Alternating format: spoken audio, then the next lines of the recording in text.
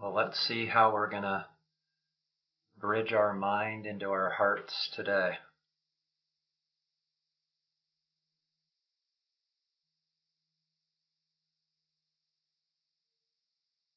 Let's start off by going all the way back to just the definition of non-duality. So non-duality is the English word for the Eastern knowledge of Advaita Vedanta, where Advaita literally means not two, or said a little bit different, one without a second. Either way you say this, it means non-dual. It means there's only one substance here. So non-duality and Advaita are synonymous. And Vedanta means knowledge. It actually means the knowledge at the end. It's the knowledge found at the end of the Vedas. So you put these together, and Advaita Vedanta is the knowledge of non-duality, or the knowledge of one.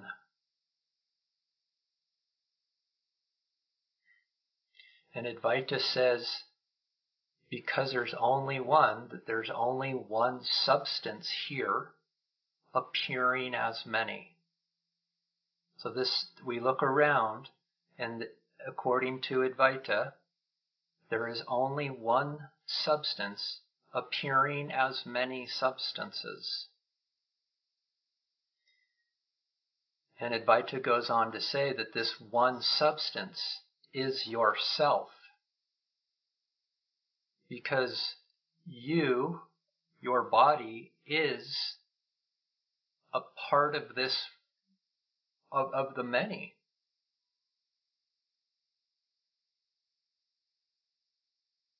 And what Advaita does is it bridges you back into self so you can experience this non-dual experience of yourself. And it goes on to say that self is the single residence of peace and love and fulfillment and satisfaction that we are all running around this world trying to find. So if you find this one substance of yourself, or if you're able and willing to bridge back into the one substance of yourself, to see if it's real, to see if it's true, to see if it's an actual experience, when you do that, you will experience what peace truly is. What love truly is. They're not concepts anymore. They're direct experiences of all these beautiful qualities that we're after.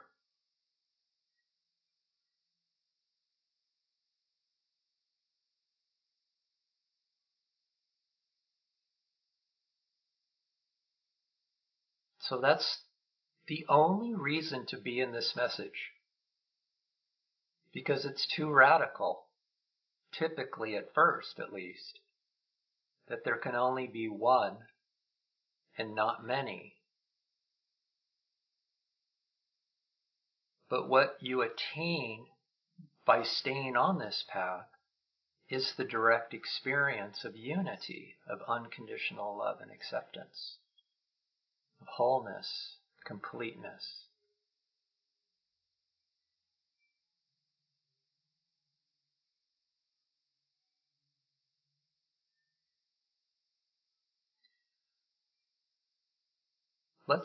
Let's bring in another group of people into this, that to those in the world, if not specifically to the West, we would consider this group of people the most intelligent beings to ever walk the planet.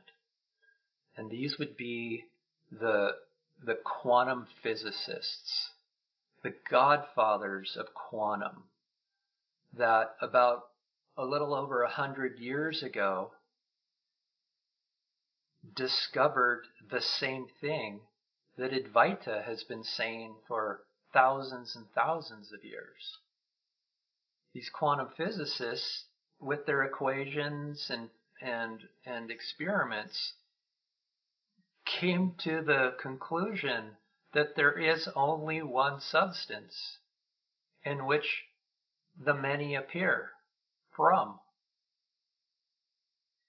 Except they don't call it Advaita, they called it the unified field. Again, just a term for the same oneness. And this unified field, they claim, is a two-dimensional soup of pure potential, of infinite potential,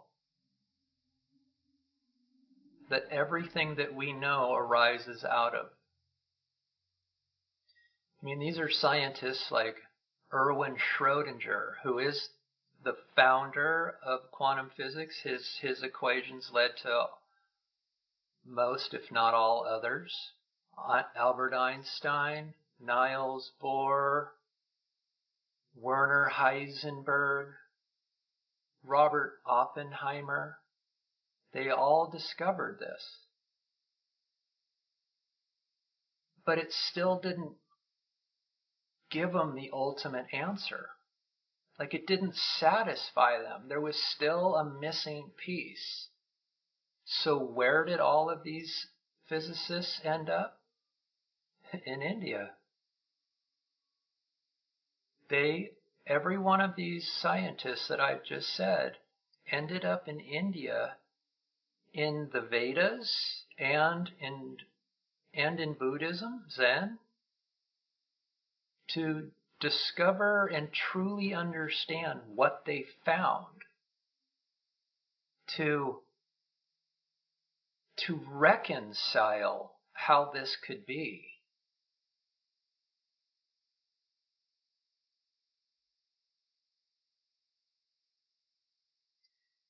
And what they discovered, like anybody else on this path, is that you realize that you can't get to the truth, you can't get to the truth of reality with the same mechanisms that got you here to the first place. Because what Advaita states and says is that the mechanism of mind can never know the truth of your heart, which your heart is yourself. It's your infinite self. That your mind and your heart they're incommensurable. Now, this is a word that Carl Jung, the famous psychologist, used when he said the Eastern thought can never be compared to Western thought because they are incommensurable. You cannot use one to understand the other. It's kind of like determining your weight with a thermometer. A thermometer measures, but it doesn't measure weight. You have to change the thermometer into what measures weight, which is a scale. So this is the conundrum, not only us on the path, but these brilliant minds in history came across as well.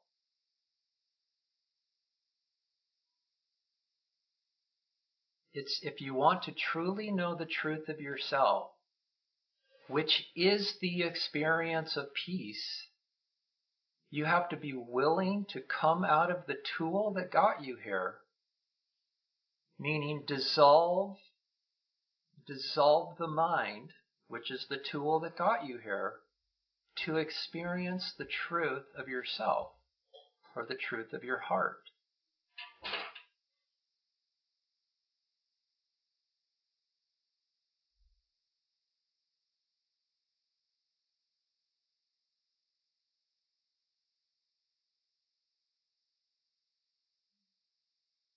And when you do that, you'll see that these two apparent opposites are one and the same. That the Western thought and the Eastern thought at their source is the same, which is the solution to the physicist's equations.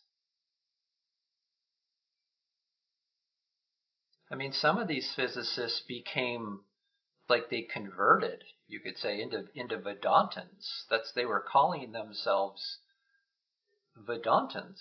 I mean, they realized that the truth isn't in the mechanics of their equations. The truth lies within themselves. And that is the message of Advaita Vedanta.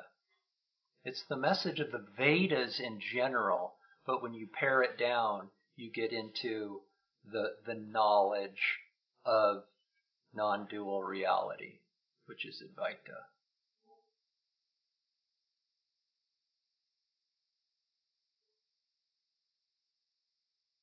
So utilize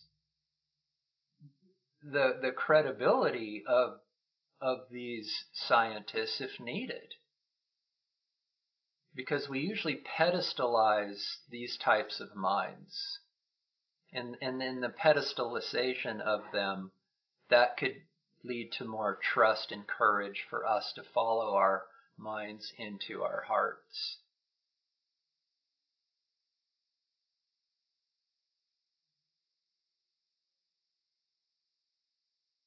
But the grand paradox is, when you do dissolve your mind into your heart and you look back on the path that you were on, you realize there never was a mind, nor was there a path. Because reality has always been here. The answer to the physicist's equations has always been here. Reality it just is. It's never left. We could say we left it to go find it elsewhere than just being it.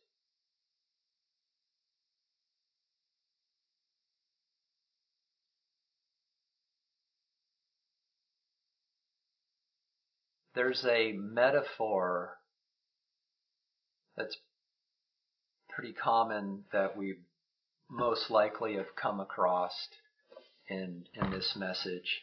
It's known as the gateless gate. I want to read you a couple pages here that I wrote. There is a Zen metaphor that most either have or will encounter on the spiritual path. It is commonly known as the gateless gate. This analogy's paradoxical conundrum goes as follows. As one progresses down the path to enlightenment, which is the path of dissolving your mind into your heart, which is the path of understanding the answer to the physicist's equations. So as one progresses down the path to enlightenment, they inevitably encounter one final dilemma to navigate prior to attaining their goal of liberation. This dilemma is visually depicted as opening up a metaphorical gate and crossing its threshold from an egoic world, a mind world that is known, over to a realm of the unknown, which is your heart. This seemingly impossible threshold crossing consists of purposely relinquishing all personal identities, attributes, attachments, and aversions the aspirant believes themselves to be, leading to an identificationless space of boundless freedom that can't be conceptually known prior to the aspirant's crossing. They're incommensurable.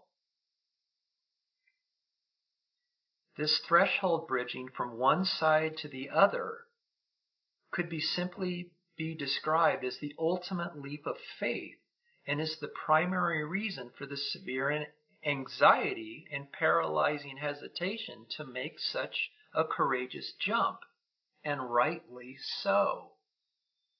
What makes the analogy so paradoxical is that once the devotee courageously crosses the threshold and turns around to close the gate and its threshold are clearly and obviously seen to have never existed.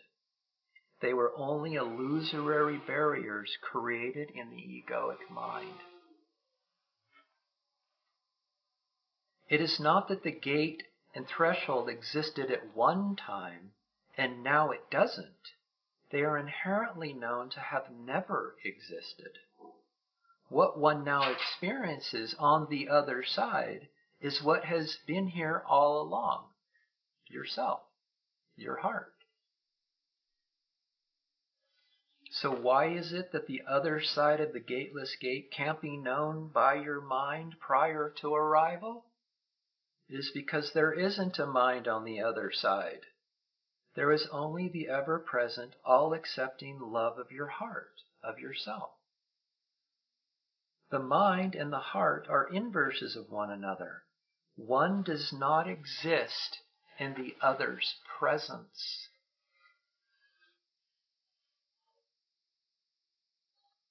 Again, going back to Carl Jung's word, they're incommensurable. This is why there has to be so much trust gained in the message. It's because we're relinquishing the tool that's brought us here, the only tool that we believe we have, and trusting that when we let that go, something's going to catch us. And what catches us? What's ever been here, ourself, the divine.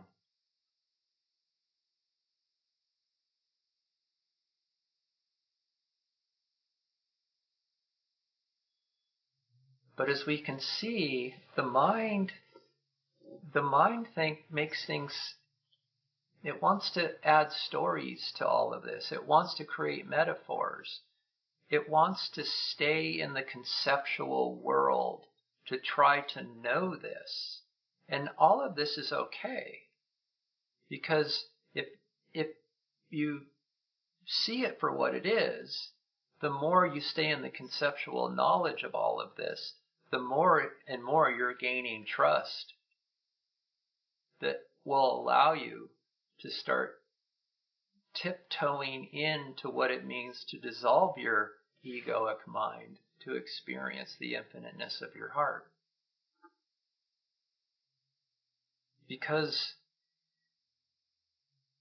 like Advaita is saying, and what the physicists found is that reality has to be here right now. It is right now. It is here. So what is that? How can we get there right now? And that's by saying to ourselves, I am. So say to yourself, I am.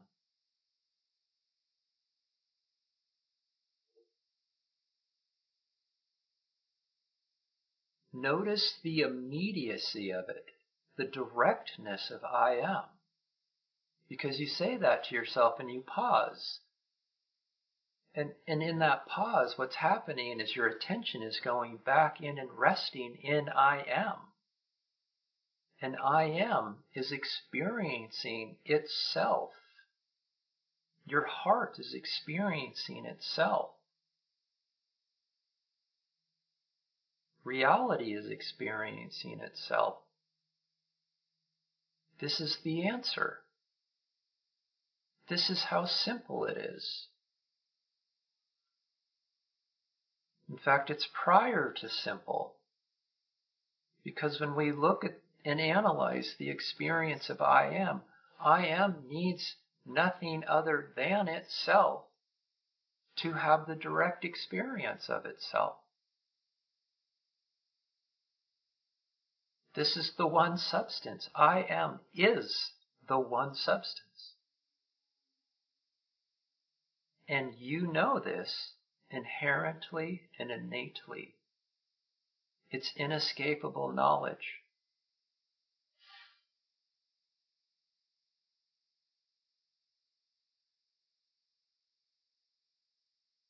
It might not seem to have much value at first, and that's okay. But the more you turn your attention to it and rest in it as it, you will see that it is in the stillness of it is where all experiences are that we're after.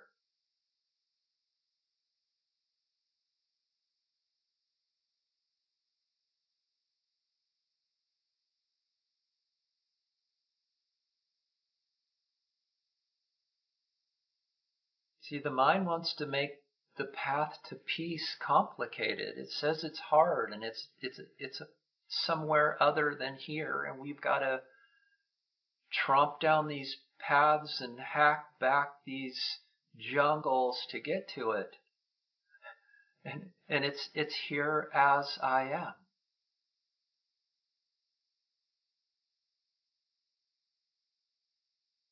And we experience this directly. I am is not complicated.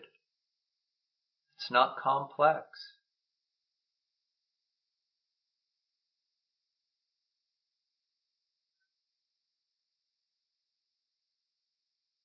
It doesn't need anything other than itself to know itself.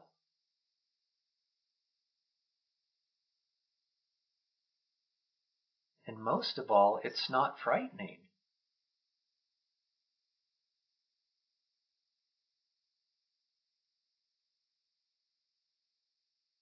The mind wants to make the path back home to ourself frightening.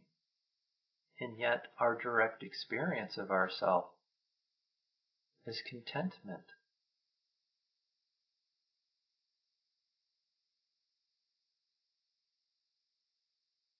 Another important discovery is we don't disappear. We don't morph into anything else. We don't vanish. And we don't die.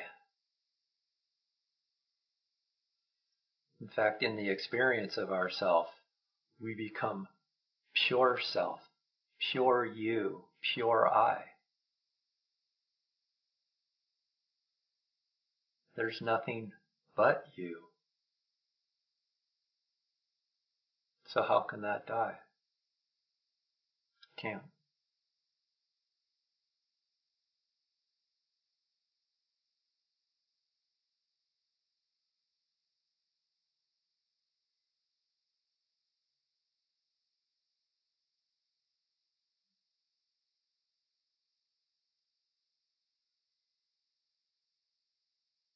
I am is not a self or human-made knowledge system.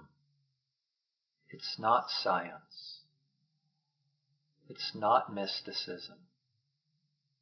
It's not a religion. It's not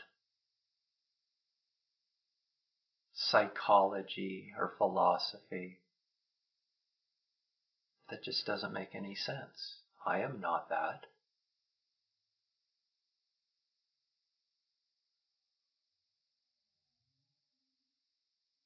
I am just is. It's pure knowledge of itself. It's pure Vedanta.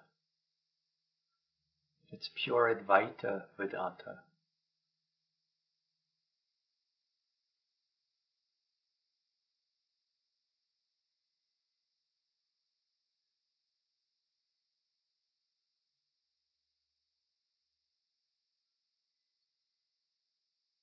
You don't need to believe in I am to know I am.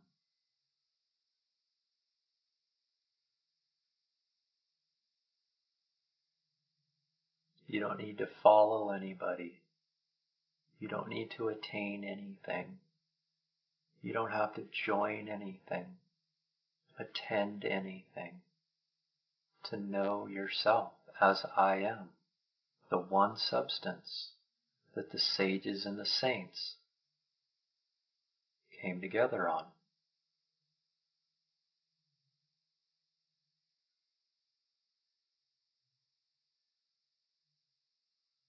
should say the sages and the saints and the scientists, because this does bleed over into Christianity. The mystics came to the same conclusion.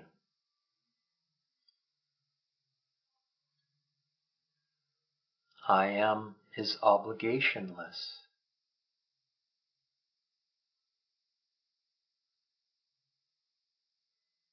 It's this simple.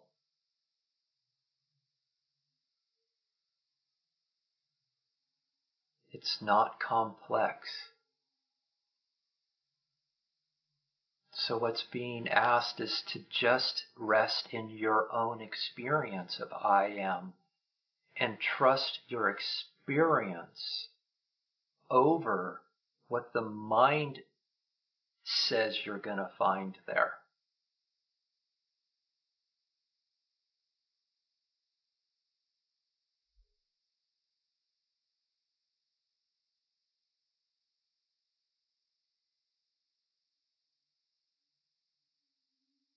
So that's the main pointer of the day. Trust the experience, your experience, nobody else's experience, nobody else's knowledge, nobody else's or no other things, anything, but your own direct experience of what you experience when you say I am. And you turn your attention to that experience.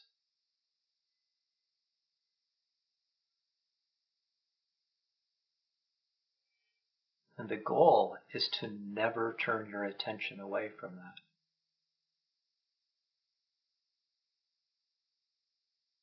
And that is possible. The more you turn your attention onto yourself and rest in yourself and rest in I am, the more you experience the experience of I am in your day-to-day. Until all there is the experience of I am, is the experience of the one substance of peace and happy and love.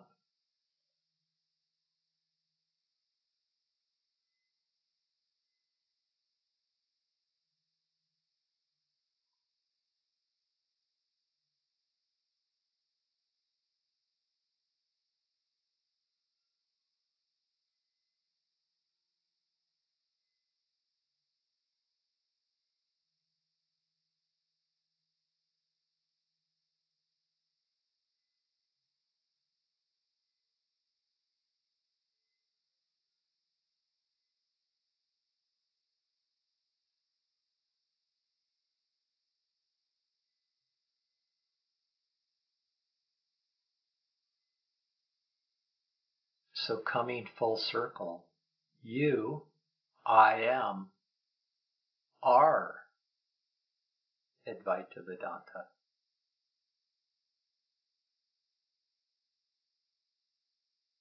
Advaita, or non-duality, when followed to the end, loses its conceptual knowledge and its experience directly as yourself. The non-dual knowledge of yourself.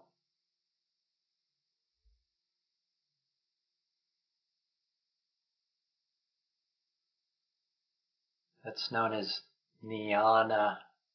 Jnana is one of the 4 paths in India to self-realization.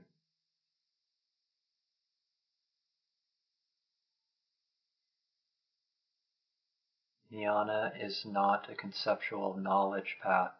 It's the direct experience of yourself. You could say that's pure Advaita.